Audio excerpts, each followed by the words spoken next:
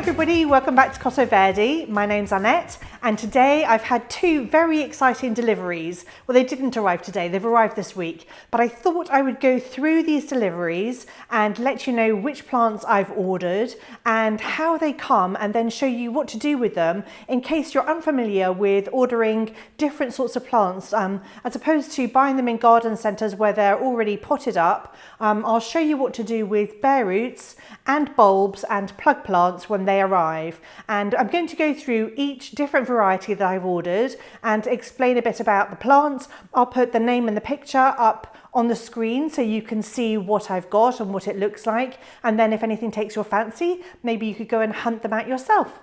So I'm going to get straight onto it with some bare root perennials that have arrived. Now I've ordered something called Echinacea and I've ordered two different varieties. Echinacea is also known as coneflower, and these are wonderful perennials that flower in late-ish summer, I would say, and they've got these gorgeous daisy-like blooms with really pretty centres. Let me tell you a bit about each one that I've ordered and I'll show you the bare roots and how they come. So I've ordered two different varieties of Echinacea. The first one is called Honeydew and it's got really large blooms with lovely ruffled green centres and white petals on the outside, and it's described as looking like a ball of melon on a plate, which I think is just perfect. And this one is going to grow to about 70 centimetres tall by about 30 wide. The second one I've ordered is called Mini Bell, and this has got hot pink tutu-like blooms. This is a smaller variety. I think it's also got slightly smaller flowers, but I won't know until they flower whether that's the case. But this one's also shorter and it's only going to grow to 50 centimetres tall by 50 centimetres wide, so it'll form a slightly larger plant. Echinaceas like full sun and well-drained soil. Once they're established, they will tolerate drought quite well. And apparently if we plant them, I think they will tolerate part shade, but if we plant them in shade, they're just not going to flower well. So obviously we're growing them for the flowers. It's best to plant them in full sun. So a bare root will tend to come in some sort of plastic bag, maybe wrapped in compost, or it could be in straw or something else to keep it moist. Because we do want to keep them moist. So when you open the bag up, what you'll normally find is just a root. But because I've had mine for a couple of days and they've been in travelling, I guess, mine have started sprouting. So these are the sprouts here, the white bits, and the reason they're white is because they haven't seen any daylight, they've been in a box, and obviously these are the roots. And what we need to do with these is to give them a good soak for maybe half an hour before we plant them, just to rehydrate, like properly rehydrate the roots. These have arrived wrapped in coconut coir, and that's absolutely fine to use that, but mix it in with compost. So don't just plant them in what they came in, because that hasn't got any nutrients in it. So it's good for retaining moisture, but make sure you mix it in with your actual compost. So it doesn't need to go to waste or anything.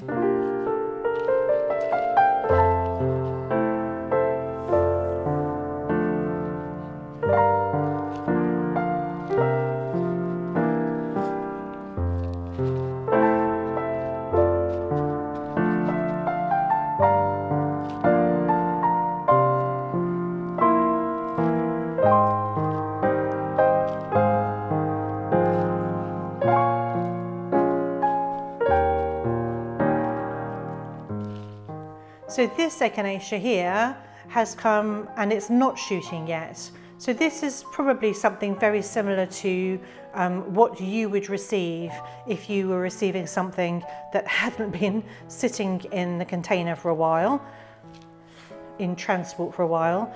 And so I'm literally just going to plant it up to that level of where the roots start there.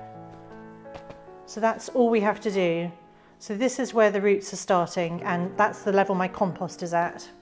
So if you're struggling to decide which way up to plant it, if it has come without shoots, then just look for where the roots are, and then you'll know that the other bit is the top.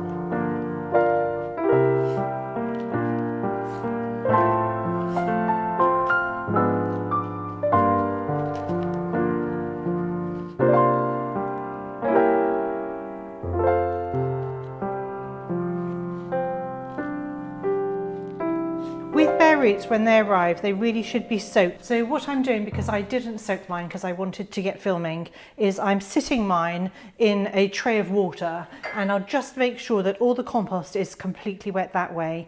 But ordinarily, if you soaked your bare roots for about half an hour to an hour, I wouldn't do it any longer than that, then all you would need to do would be to just water your compost like this and just water them in.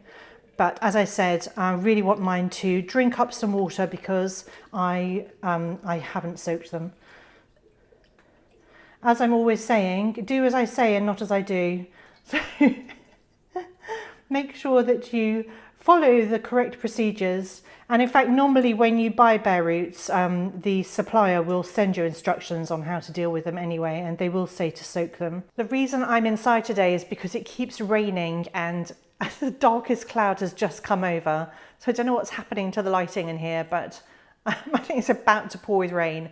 So apologies if the lighting's a bit dodgy. I'm not sure what I can do about that. Anyway, the next plants that have arrived are something that I'm super excited about. They are called oxalis or wood sorrel, or I think they're also called false shamrocks. And I've never grown these before, but I'm super excited and I really wanted to give them a go. And I think they're going to look fabulous in my patio pots this summer. Now, oxalis they're from warmer climates. So they're not going to withstand our British summers very well unless they're in a super sheltered position, you know, tucked away and protected from the cold and the wet. But I think it's best, and I've not grown these before, but I've read that it's best to bring them inside in the winter, and they make really good houseplants. Apparently they can live for years as houseplants. So if you've got a greenhouse or you want to bring them indoors and have some lovely foliage through the winter months, then that's the ideal thing to do, which is another reason why I'm planting mine in patio pots, because I want to be able to bring them in during the winter. I just don't think that they're going to last outside. So oxalis, I've primarily chosen these two varieties for their foliage, but they do also have really pretty trumpet-like flowers, sort of early summer, midsummer.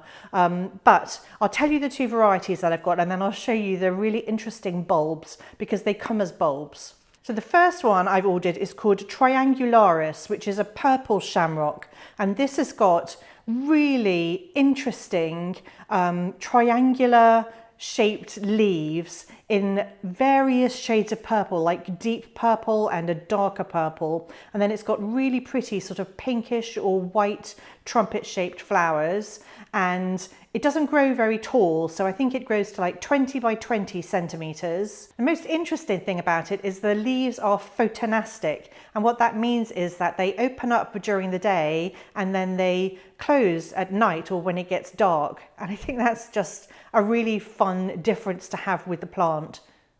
Oh, it's snowing. It's snowing and my dahlias are outside, as is Cosmo. Just some really big flakes, but it's stopped now.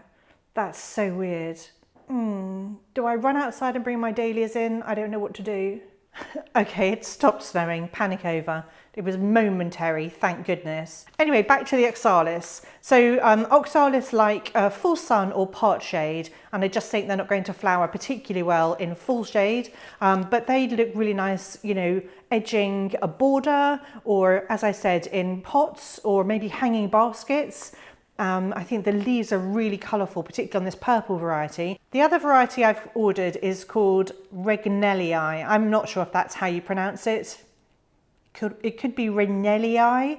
Anyway, I don't know, but this one has got larger leaves, so the same sort of starry, triangular shaped leaves, but they're green, and then it has predominantly white flowers, and this is exactly the same, just a different colour, and will like exactly the same environment as the Triangularis. Apparently these are going to be really fast to flower, so we plant the bulbs and then about 8 weeks later we'll have flowers even, so I think that's fantastic. But the other thing that I've read about the oxalis is that they can enter a period of dormancy once they've flowered, so towards late summer all the leaves may start start dropping off or dying back, but that's normal for a bulb, and apparently we shouldn't panic and it will spring to life again. So don't bin your plant if it starts looking like it's dying. This is just part of a natural process for the oxalis because, as I said, it's a bulb, so it's like, you know, tulips and daffodils and everything else, the foliage will die. This is the bulb for the green one called Perennials because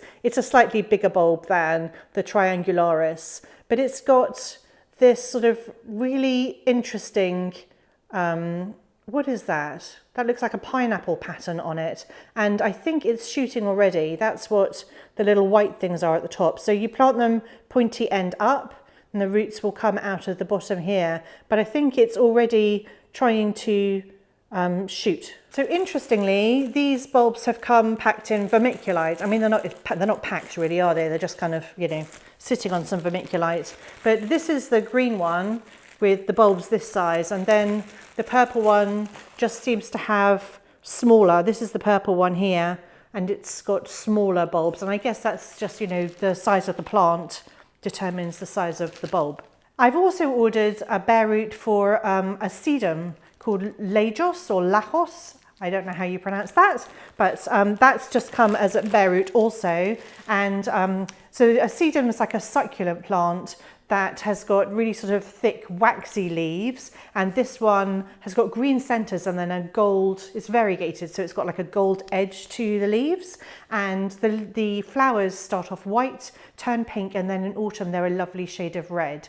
Now these need to be planted in full sun because otherwise they get really long and floppy. Another good thing to do with sedums is to give them something called a Chelsea chop. So in May, if we cut them back by about half, that prevents them getting too tall and leggy and flopping, and that way we'll have better stout plants that stand upright. So I do with all my sedums, I do cut them back, I give them a Chelsea chop, and I don't sort of do half and half, I just do the entire lot. The other great thing about sedums is that they're super drought tolerant once they're established. They rarely need watering. So if, for instance, you've got like a gravel garden or an area that's in full sun and very dry, then a sedum would be perfect for this spot, and you'll get colour all season long. I'm just going to mix in a little bit of grit in with the compost because this sedum is going to appreciate some really good drainage. I can see a shoot coming from here. I think I'm just going to plant it like this. That seems to be the best solution. And it doesn't matter if you cover the shoots. The shoot will find its way up to the top. The other thing that I'm going to do today is I'm going to pot up the 2 cuttings that I took by mistake when I was deadheading my sedums earlier in the front garden. You can catch that on a previous video, but they've grown some really nice roots. I've been growing them on just in water here in my kitchen windowsill. So I'm just going to pot these up now and put them out in the cold frames. I've also ordered some more bulbs, and this may be a weird thing it may sound like a weird thing to do at this time of year, but these are late flowering bulbs. They're late summer flowering bulbs, and we can plant them anytime up until about June, and then they'll flower this year. So these are called peacock orchids, or they're also known as Gladiolus murielii. Put the name up on the screen. I think they were also, in the past, they used to be called Acidanthera murielii. So, you know, various different names, but what these are is incredibly scented. That's the reason I bought them. So they're so fragrant, and they are flowers, big white starry shaped flowers on tall long stems that stand upright, and then the flower kind of arches over, and it's this gorgeous white starry flower with a starry purple center to it, and it smells incredible. I love this flower so much. I remember one summer I had loads of these planted in our corridor bed, and the scent from this was just intoxicating. So I've ordered 100 of these bulbs, and I'm going to replant them. The reason I don't have these anymore in the corridor bed is because I mistakenly dug them up thinking I needed to treat them like tulips, and I dug them up and stored them and they didn't store well, so I lost the lot, which is just very frustrating. But I'm going to replant them, and I know that I don't need to dig them up because they're hardy to what we call H3 here, which is down to -5 degrees centigrade. So they will survive pretty much every winter that we have here, and I don't need to dig them up, which is fantastic, which is why I've got loads, and I just want to surround my patio area where we sit on a summer's evening with these gorgeous bulbs that smell so intoxicating. So these flowers are about 5 centimeters across. They're quite large, and they grow onto up to 1 meter tall stems. So they're quite significant, and they really do make a wonderful statement. So the other things that have arrived are some plug plants. I really like buying plug plants every year. I buy plug plants for all my containers, and I buy them for some of my perennials. I buy as plug plants as well because it's just so economical to buy our plants this way. And I have a large garden to fill, and so I really need to find economies somewhere, and I do that by buying plug plants, because with plug plants we have to grow them on ourselves. So you will need to be able to baby them somehow, either in a greenhouse, and that can be the plastic kind of greenhouse, or a glass one if you've got it, or in a cold frame, but somehow they need to be protected whilst they're growing on. So pretty much with plug plants, even if they're perennials, they shouldn't be planted straight out into the garden. We will need to grow them on ourselves. There are certain plug plants you can buy that are called garden ready, and these are larger plug plants, but most of mine I've bought as very small plug plants. And in fact, even the one lot that I've bought as garden ready plugs, I'm actually going to pot up today, and I'm going to let them grow on a little bit before I plant them out. So let me go through the plug plants that have arrived, and I'll show you what they look like. So the first one I've ordered is a phlox, and this one is called Fashionably Early Lavender Ice, and I've ordered this one as a garden ready plug plant. So it's about the size of my thumb, and look at the roots on that. It's incredible. I probably could plant this straight out. I possibly should plant it straight out, because these phlox, the fashionably early ones, they will flower 2 to 3 weeks earlier than the other perennial phlox in our gardens. I'm just going to put this back because it's dripping on me. But as I said, I'm going to pot mine up into little pots and just grow it on for a few weeks. So we don't have to do anything to the root ball. It's going to find, the roots will find their own way. So literally just plant it as you would with anything else. So you want to make sure that the compost comes up to the right level here. And the right level is literally just where the stem joins the root ball. So don't plant it any deeper, and definitely not proud. You don't want any of the root ball exposed. So it needs to look like this. And then the one thing I'm going to do, because I really want this plant to focus its energy on root formation, is I'm going to chop off, I'm going to deadhead that flower there, because I don't want the flower. So the fashionably early varieties of phlox will flower 2 to 3 weeks earlier than the other paniculata phlox. They're the most disease-resistant phlox to date, so they'll withstand powdery mildew and stuff like that much better than other phlox. They're going to grow to about 90 centimetres tall by 70 centimetres wide, and they're very erect and floriferous. So I'm super excited to have them. They do need full sun, but they'll be really good in like the middle of a border or the back of a border if you've got lower things at the front, but they're just perfect cottage garden favourites. And this one, Lavender Ice, has got really pale lavendery flowers, very pale lavendery flowers with a pink dot in the middle. The other things I've ordered is I've ordered 2 different varieties of Scabiosa. I've ordered Fama White and Fama Blue, and these are beautiful flowers, especially cut flowers, but they look really good in the garden as well. And I've ordered these as really small mini plugs. So this is about the size of the top of my thumb.